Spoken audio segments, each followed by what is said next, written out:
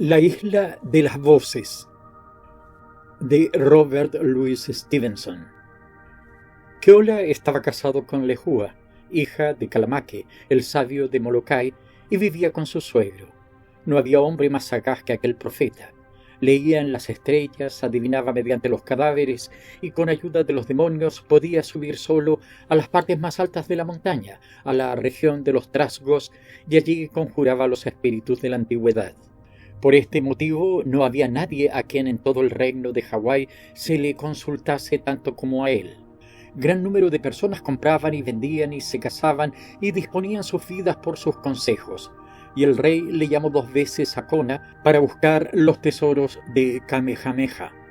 Tampoco había hombre más temido. De sus enemigos, algunos habían contraído enfermedades en virtud de sus maleficios y algunos habían desaparecido en alma y cuerpo, de tal modo que en vano podía buscar la gente un hueso de ellos. Corría el rumor de que tenía el arte o el don de los antiguos héroes. Le habían visto algunos por las noches sobre las altas montañas, subiendo de peñasco en peñasco, paseando en los altos bosques, y entonces sus hombros y cabeza sobrepasaban la altura de los árboles. Kalamake era un hombre extraño. Procedía de la mejor sangre de Molokai y Maui, de un linaje limpio, y sin embargo era más blanco que cualquier europeo. Su pelo era de color de la hierba seca y sus ojos rojos y muy cegatos, de modo que en la isla había el proverbio siguiente: ciego como Kalamake que puede ver a través del siguiente día. De todas estas cosas de su suegro, Keola sabía un poco por los comentarios de la gente, un poco más lo sospechaba y lo demás lo ignoraba. Pero una cosa le intrigaba: Kalamake era hombre nada tacaño, ni para beber, ni para comer, ni para vestir, y todo lo pagaba en dólares brillantes. Brillante como los dólares de Kalamake, era otro dicho en las 8 islas. Y con todo, él ni vendía, ni plantaba, ni cobraba rentas, solo de vez en cuando algún emolumento por sus brujerías, y no había un manantial concebible para tanta moneda de plata. Ocurrió un día que la esposa de Keola fue a visitar a Kaunakakai, en la costa de sotavento de la isla, y los hombres salieron al mar de pesca.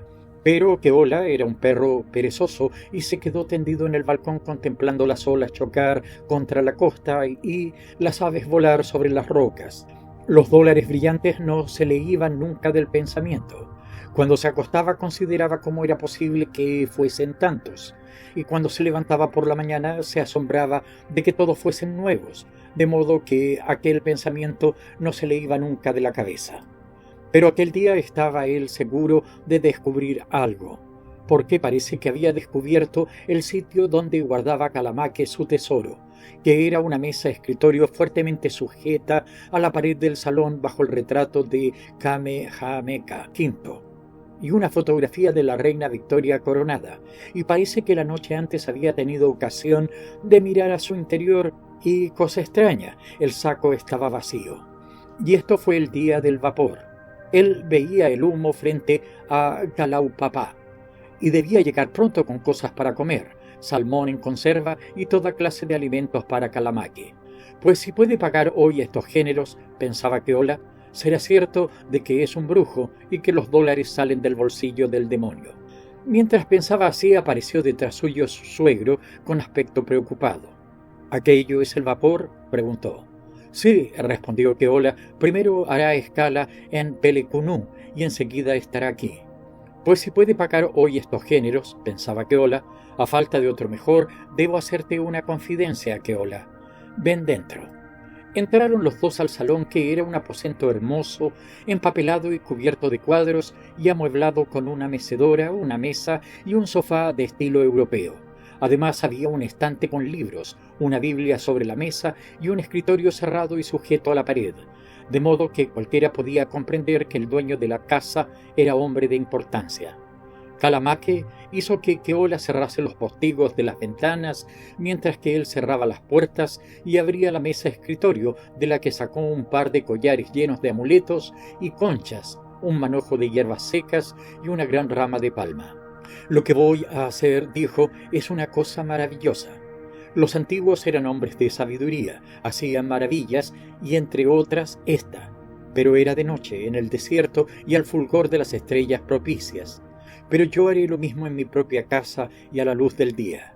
Diciendo esto, puso la Biblia bajo el cojín del sofá, de modo que no se viese. Sacó del mismo sitio un petate de un tejido muy fino, y amontonó las hierbas y las hojas sobre arena en una olla de estaño. Y después él y Keola se pusieron los collares y se tocaron en los extremos opuestos del petate. «Ya es hora», dijo el brujo, «no temas». Entonces pegó fuego a las hierbas y empezó a murmurar y a agitar la rama de palma. Al principio había poca luz, porque los postigos estaban cerrados, pero las hierbas prendieron pronto y las llamas iluminaron a Keola y a todo el cuarto. Después el humo le mareó y oscureció la vista y oyó el zumbido de los mascullados rezos de Kalamake. Y de pronto, sobre el petate en que ambos estaban, descargaron unas ráfagas o llamaradas más rápidas que un relámpago. En el mismo momento desapareció de los ojos de Keola el cuarto y la casa, y él perdió el aliento. Columnas luminosas giraban sobre su cabeza, y en torno de su vista se encontró transportado a una playa del mar bajo un sol abrasador y ante unas olas imponentes. Él y el brujo estaban sobre el mismo petate, murmurando y gesticulando el uno hacia el otro y pasándose las manos por los ojos. «¿Qué ha sido esto?», exclamó Keola, que volvió en sí el primero por ser más joven.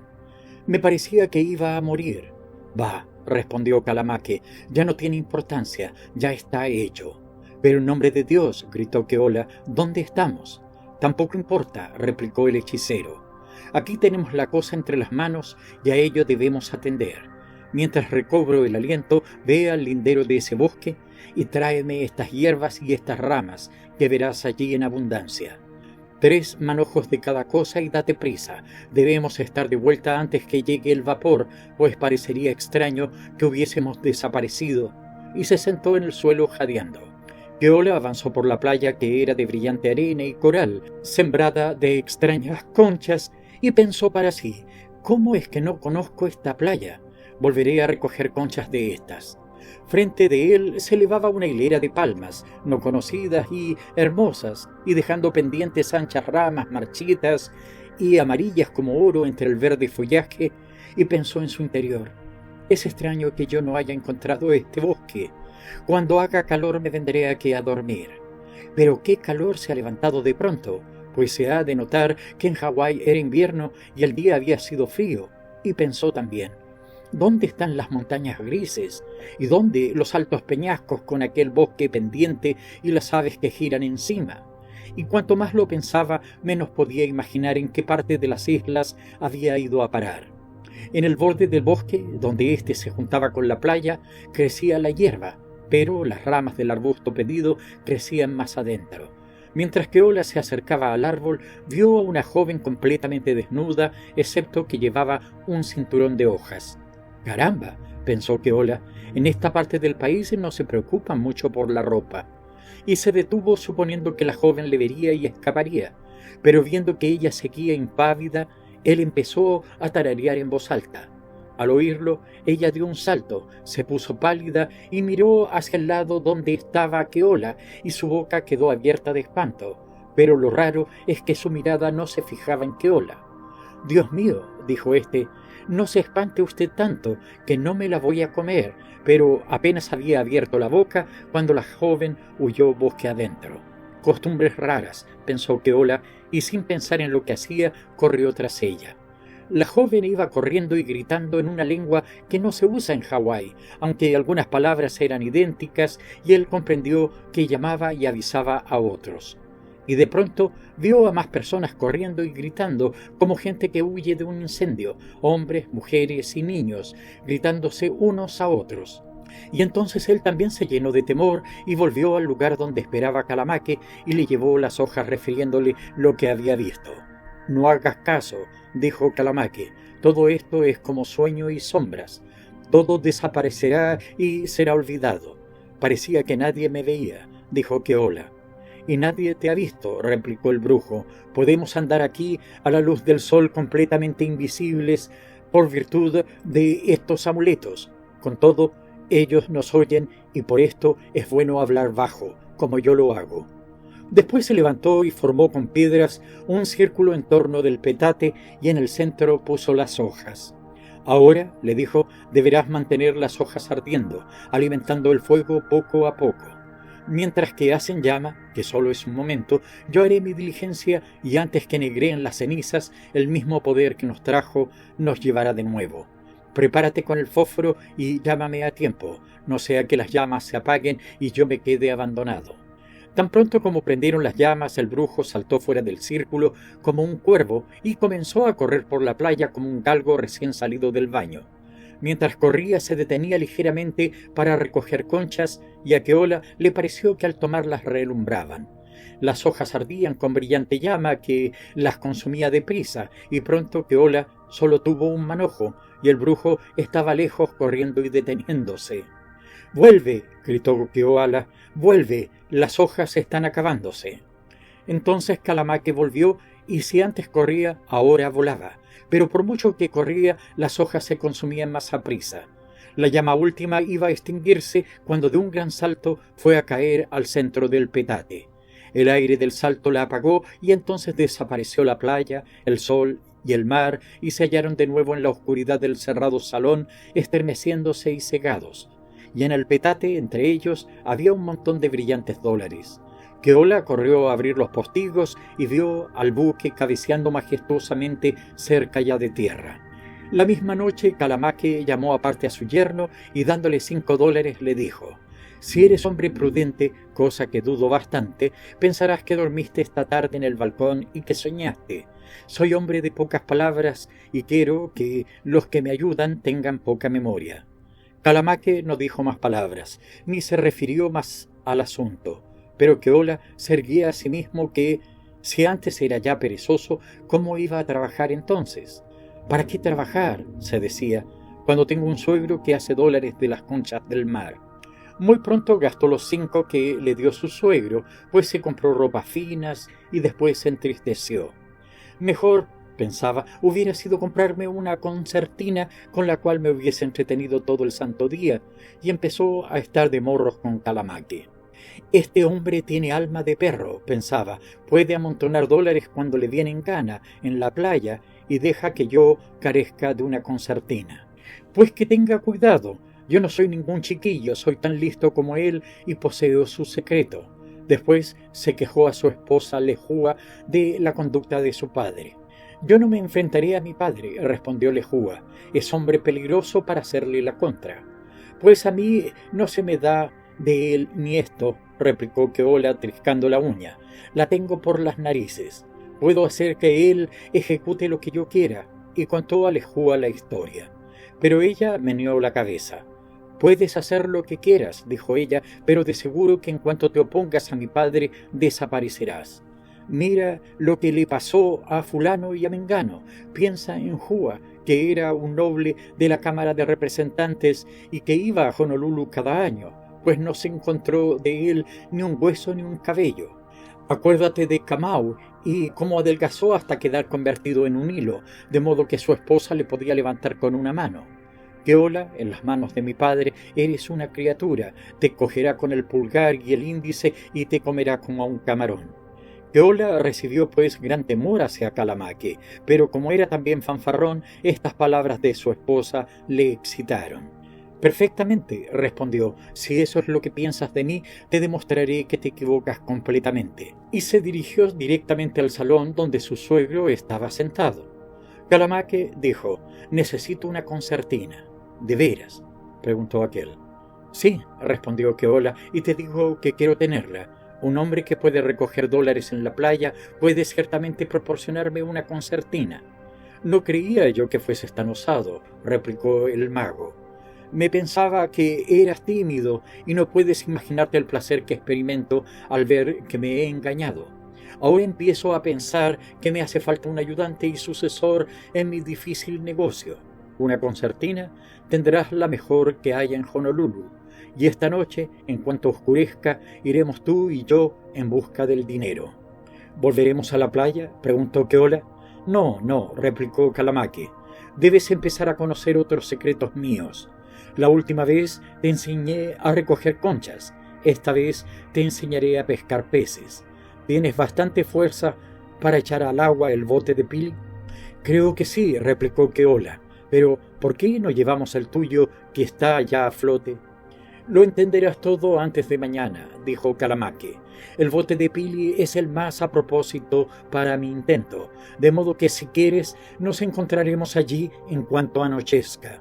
Y entre tanto, silencio, porque no hay motivo para que nadie de la familia se entere de nuestro negocio. Ni la miel es más suave que era la voz de Kalamake, y Keola apenas pudo contener su satisfacción. Hace semanas pensó que podía yo haber tenido ya mi concertina. En este pícaro mundo lo que hace falta es un poco de ánimo. De repente vio que Lehua lloraba y estuvo a punto de decirle que todo iba bien. Pero no, pensó, esperaré hasta enseñarle la concertina. Veremos qué hará entonces. Quizás comprenda que su marido es hombre de pesquis. En cuanto anocheció, suegro y yerno echaron al agua el bote de Pili y se hicieron a la vela. Había mar de fondo y un fuerte viento de sotavento, pero el bote era rápido y ligero y cortaba las olas. El brujo tenía una linterna que encendió y metió por una cuerda, y ambos se sentaron en la popa y fumaron cigarrillos, de los que Kalamake siempre tenía una gran provisión, y hablaron como amigos de la magia y de las grandes sumas de dinero que podían hacer mediante su ejercicio, y de lo que habían de comprar primero y de lo que habían de comprar en segundo lugar. Y Kalamake hablaba como un padre. De repente miró en torno suyo y a las estrellas de encima y detrás a la isla, que apenas se veía ya en lontananza, y pareció considerar maduramente su posición.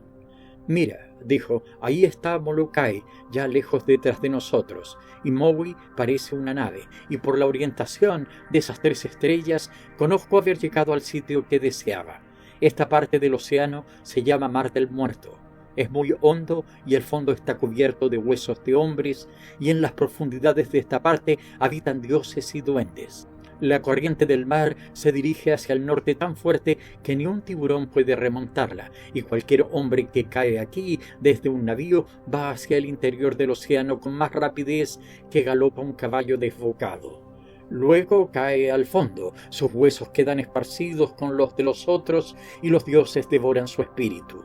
Al oír aquello, Keola se llenó de pavor y miró, y a la luz de las estrellas y de la linterna vio que el brujo se desnudaba. «¿Qué le duele a usted?», preguntó Keola acongojado. «A mí nada», replicó el brujo, «pero hay uno aquí que está muy enfermo». Mientras decía esto, cogió mano a la linterna y, cosa admirable, al tocar con el dedo la cuerda que la sujetaba, la cuerda se quemó y la mano creció hasta tener el tamaño de un árbol. Al ver tal cosa, Keola gritó y se cubrió el rostro, pero Kalamake levantó la linterna. «Mírame a la cara», dijo, y su cabeza parecía un tonel, y no obstante aún siguió creciendo y creciendo como crece una nube sobre una montaña, y Keola seguía sentado ante él gritando, y el bote se deslizaba rápido sobre las enormes olas. «Pues bien», dijo el brujo, «¿qué opinas ahora de tu concertina? ¿No querrías mejor una flauta? ¿No?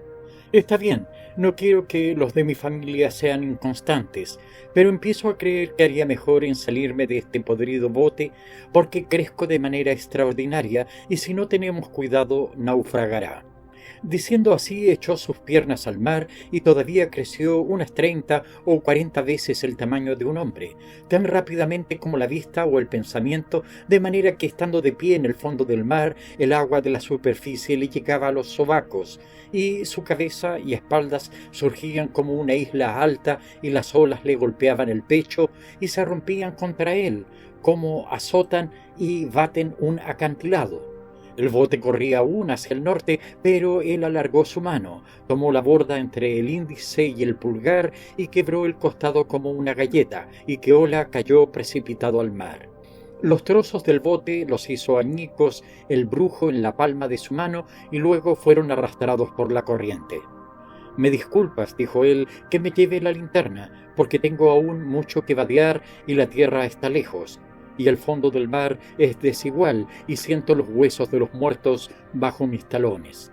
Y se volvió y se alejó a grandes zancadas, y al sumergirse Keola en el agua, y al salir de ésta al momento, le vio ir a lo lejos con la linterna levantada sobre su cabeza y las olas rugientes en torno suyo.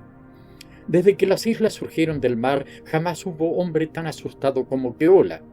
Él nadaba, ciertamente, pero nadaba como los bosquejos que se arrojan al agua para que se ahoguen sin saber en qué dirección.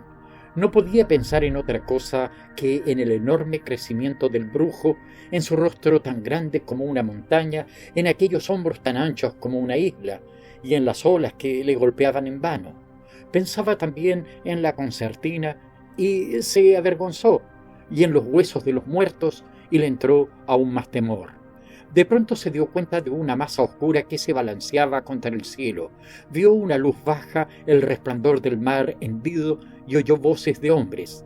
Gritó y le respondieron, y al momento vio sobre sí la proa de un navío que se balanceaba sobre las olas.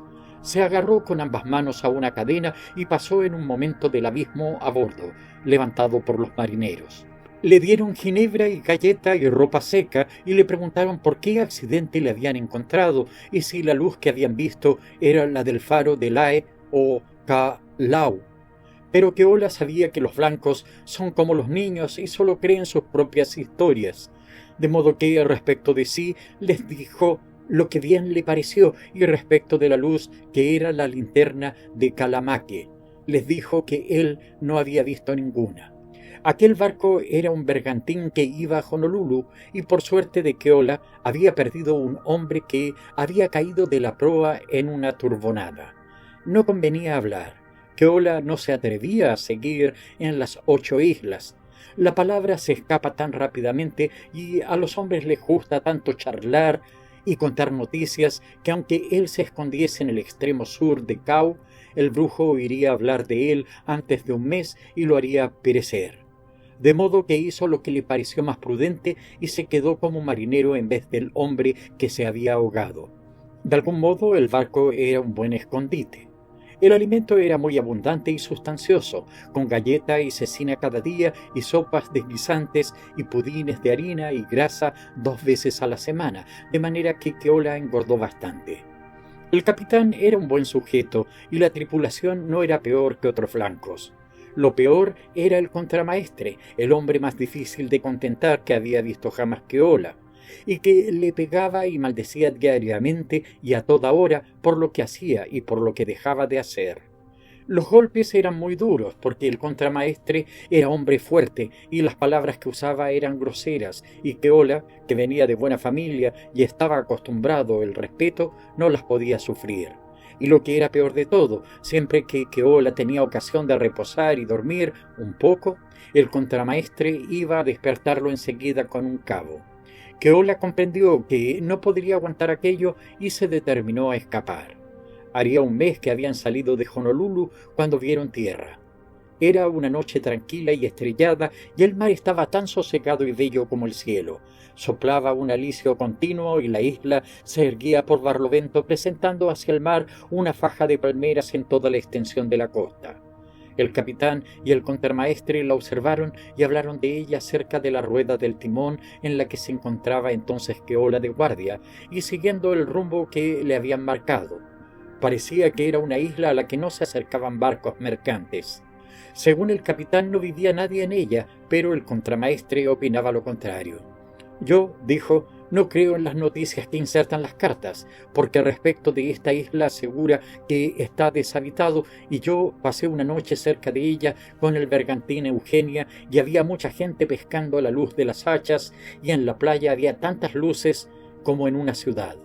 Bueno, respondió el capitán, lo más importante es que es demasiado acantilada y la carta no marca ningún peligro, de modo que pasaremos a la costa de Sotavento. Evita el cabeceo. ¿No te lo he dicho, bruto?, gritó a Keola, que los estaba escuchando con tal atención que se olvidó del gobernale. El contramaestre le maldijo y juró y perjuró que el canaco no valía para nada y que si agarraba un Keola se había de acordar de él. Y así el capitán y el contramaestre se echaron juntos en el castillo del puente y Keola se quedó solo.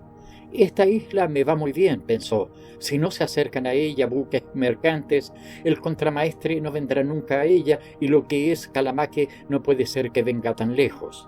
Tal como lo pensó lo hizo el bergantín hacia la playa, pero de sesgo.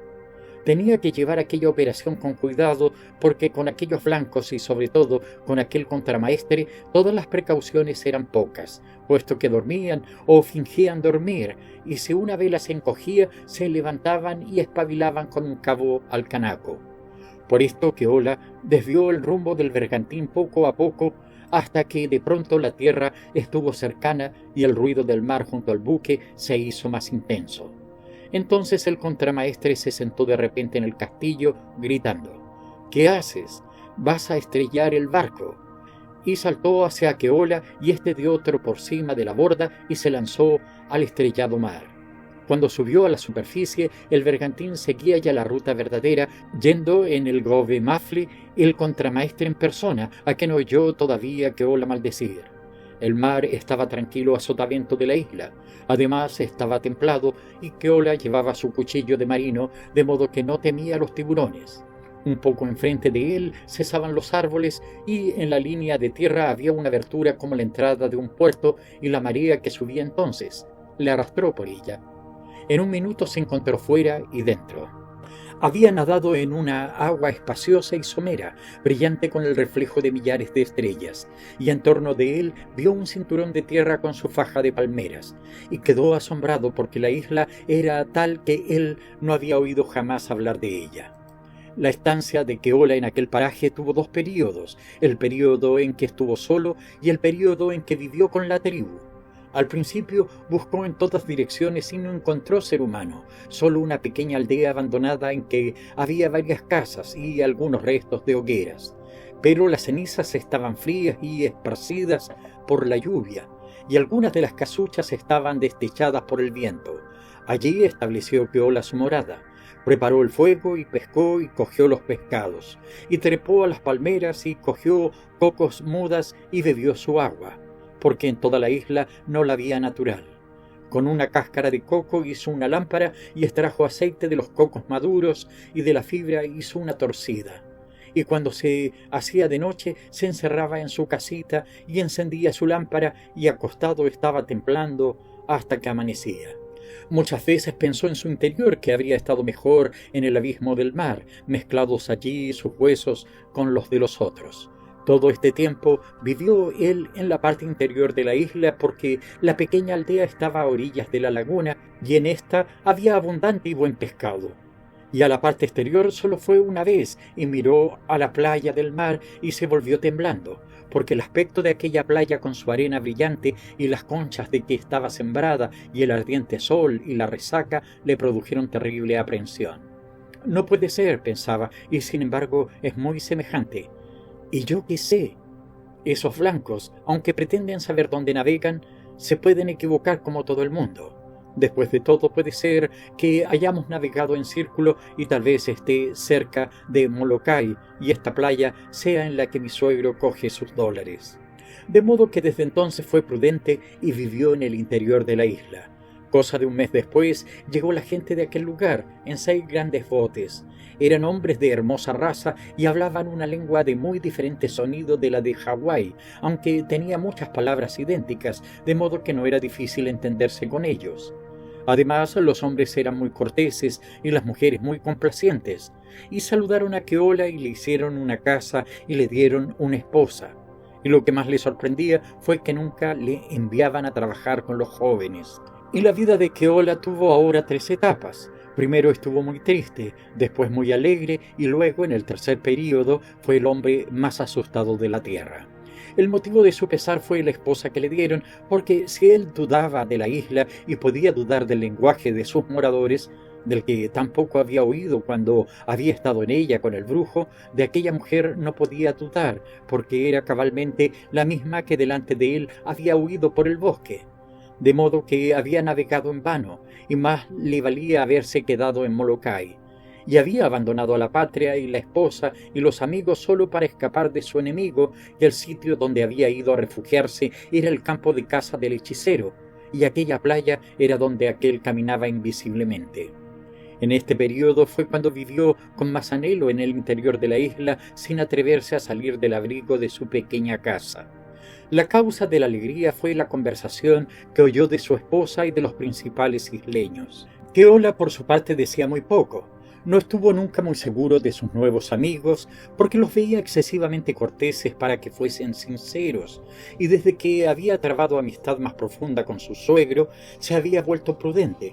Por esto no les dijo nada de sí mismo, fuera de su nombre y familia, y de que venía de las 8 islas, y que éstas eran muy hermosas, y les habló del palacio del rey y de los misioneros. Hizo muchas preguntas y aprendió mucho. La isla en que se encontraban se llamaba Isla de las Voces. Pertenecía a la tribu, pero ésta vivía en otra isla, a 3 horas de vela hacia el sur, donde tenían sus casas permanentes, y era una isla rica donde había huevos, gallinas y cerdos, y donde llegaban barcos mercantes con ron y tabaco. Allí es donde había llegado el bergantín después que lo abandonó Keoala. Y allí había muerto el contramaestre como necio europeo que era, porque cuando llegó el bergantín empezaba la temporada enfermiza de la isla, cuando los peces de la laguna se vuelven venenosos y cuantos los comen se hinchan y mueren.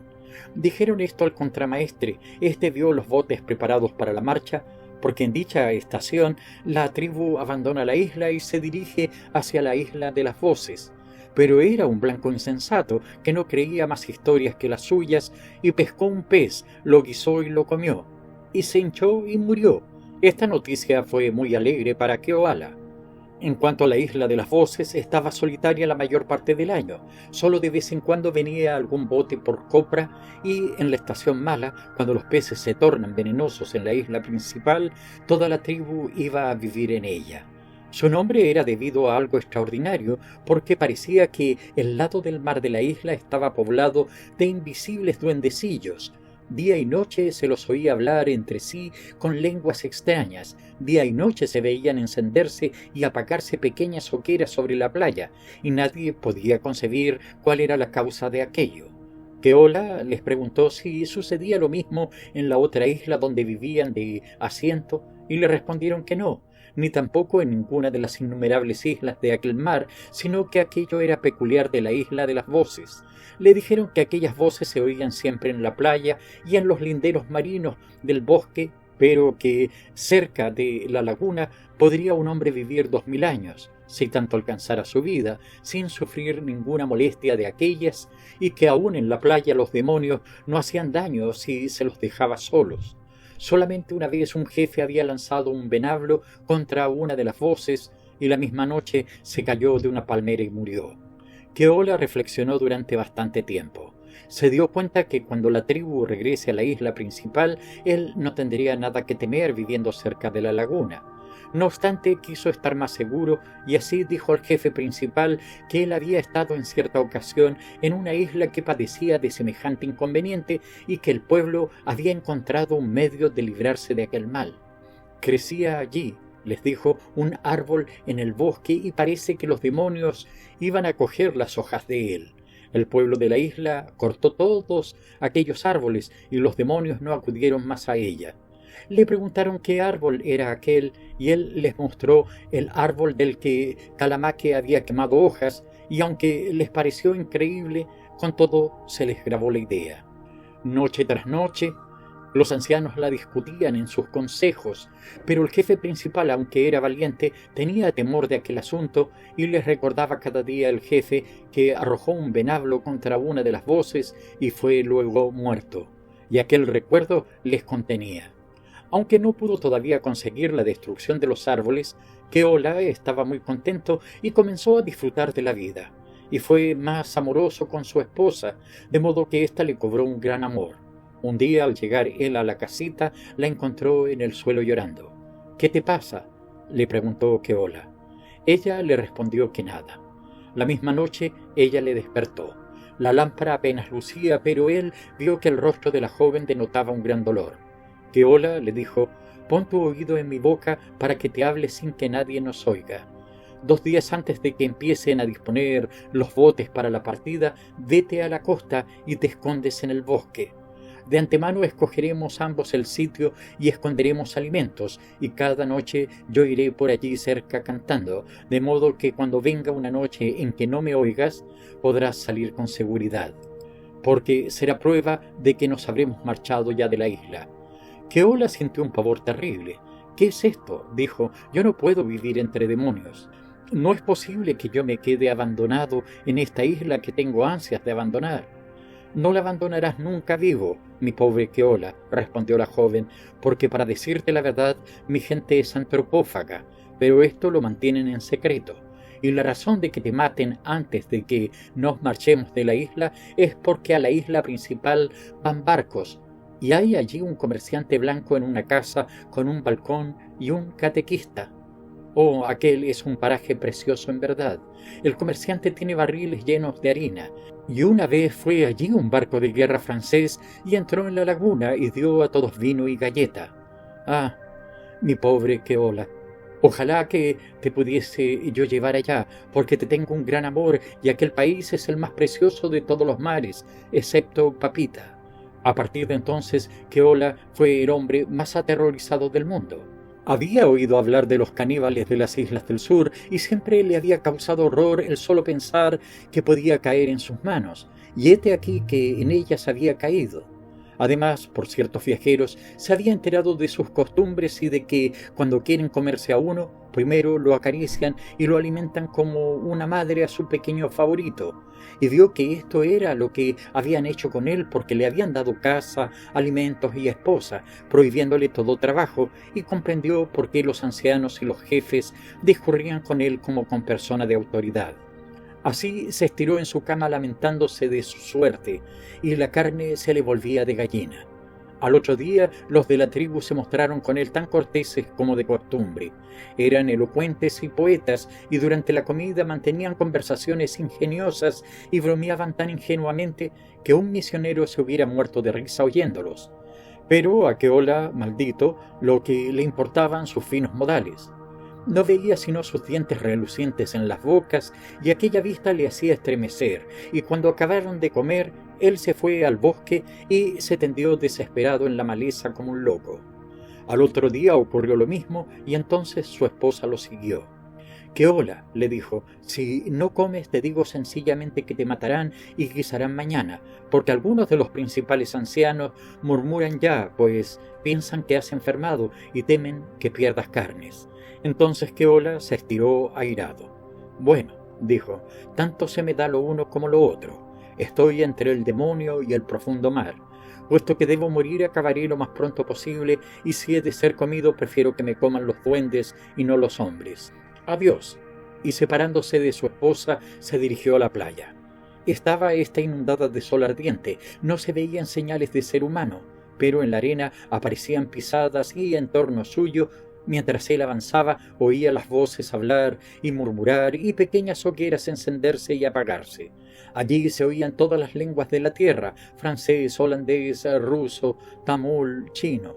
De todos los países donde era conocida la hechicería, había gente allí y Keola los oía murmurar. Aquella playa estaba más animada que una feria. Y con todo no se veía nadie, y mientras Keola andaba veía que las conchas desaparecían ante su vista y no veía a los que las levantaban. El demonio en persona hubiese tenido miedo de estar solo con semejante compañía, pero Keola estaba más que espantado con el otro peligro de la muerte a manos de los antropófagos, de modo que en cuanto veía una hoguera echaba a correr hacia ella como un toro. Entonces sonaban de un lado y de otro voces incorpóreas, e invisibles manos vertían puñados de arena sobre las llamas y desaparecían de la playa antes de que él las alcanzase. «Es claro que Calamaque no está aquí», pensó él, «o de lo contrario ya me habría muerto».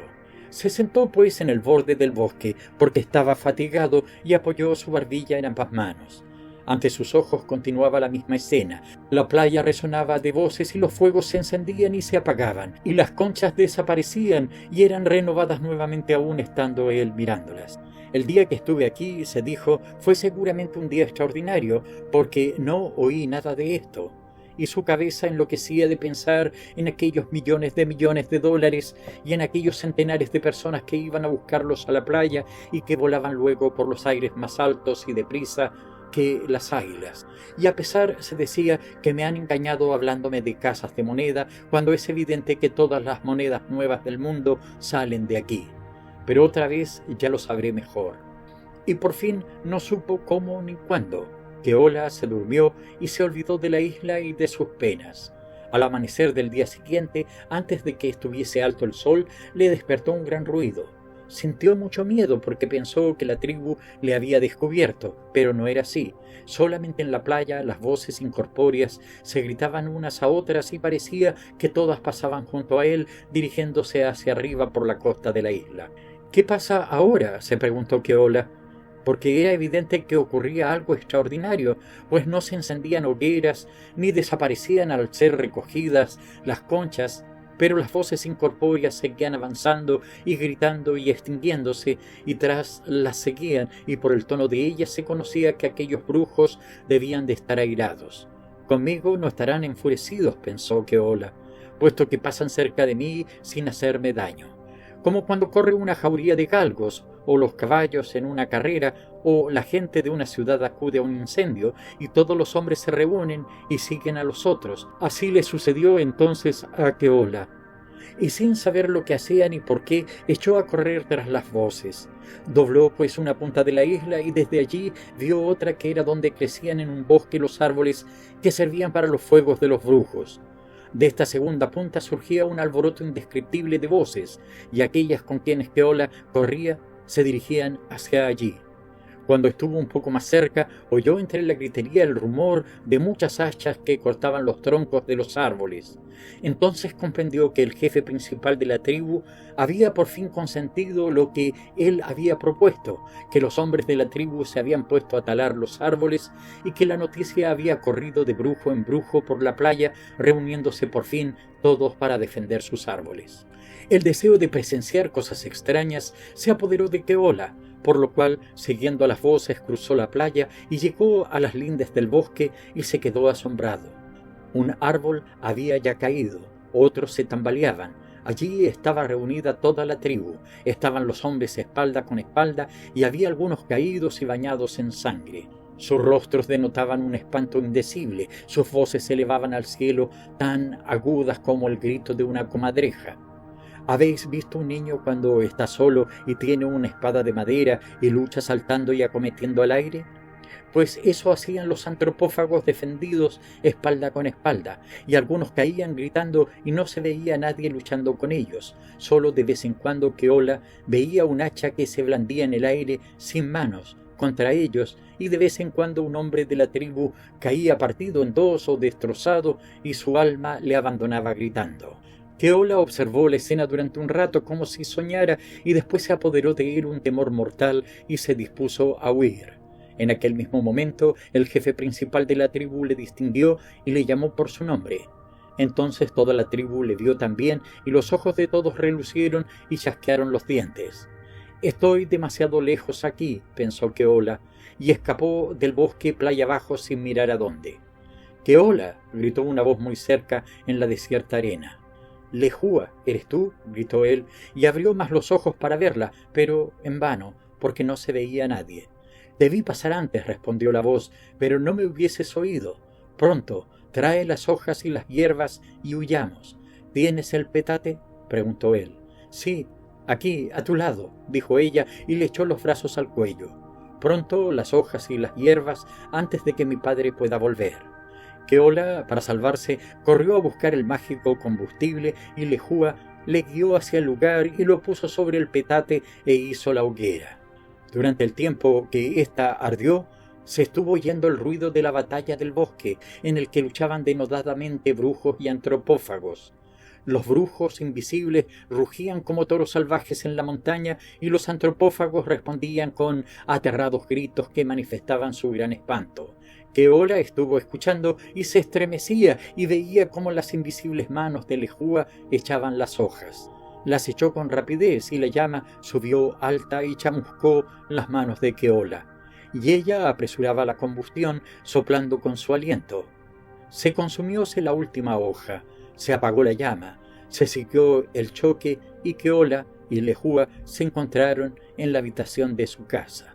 Cuando Keola pudo ver a su mujer se alegró enormemente, tuvo gran placer de hallarse en su patria, en Molokai, y de comer sus platos favoritos, porque en el buque no los hacían y tampoco los había en la isla de las voces, y no cabía en sí de alegría de pensar que había escapado de los antropófagos. Pero el otro asunto no estaba aún claro, y Lehua y Keola Hablaron de ello toda la noche y estuvieron con cuidado. En la isla había quedado Kalamake. Si por la gracia de Dios no podía salir de allí, todo iría bien, pero si podía escapar y volver a Molokai, su hija y el esposo de ésta lo pasarían mal. Hablaron de su don de hincharse y de si podría atravesar caminando los mares, pero Keola sabía ya dónde estaba aquella isla, que era en el archipiélago bajo o peligroso.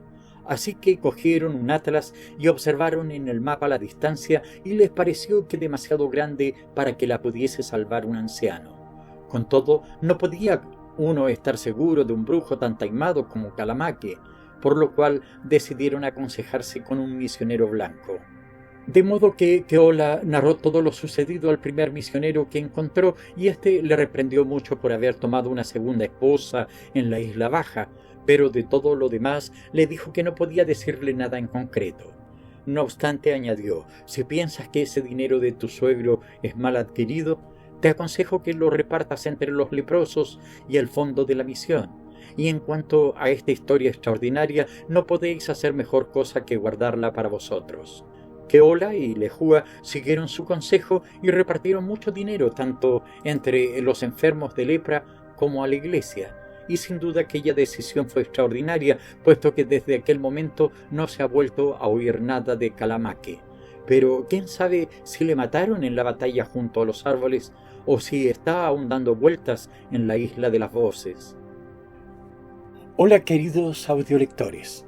Espero que estén disfrutando de estas audiolecturas tanto como yo disfruto creándolas para ustedes.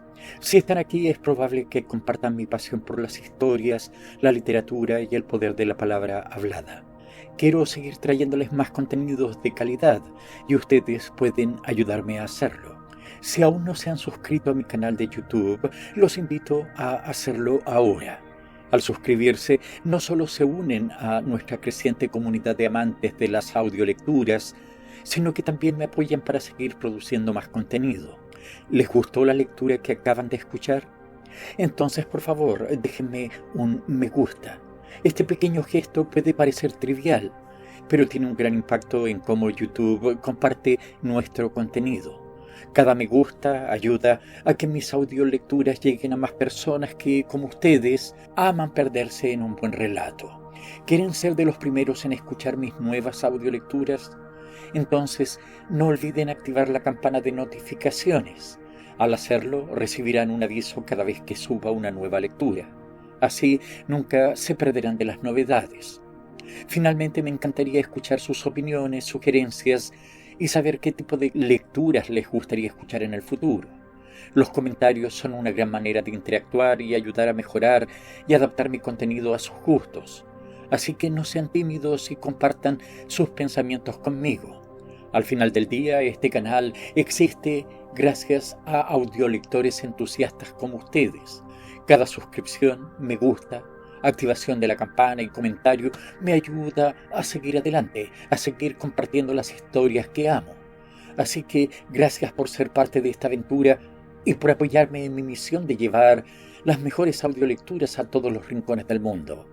Gracias por su tiempo y espero verlos y oírlos pronto.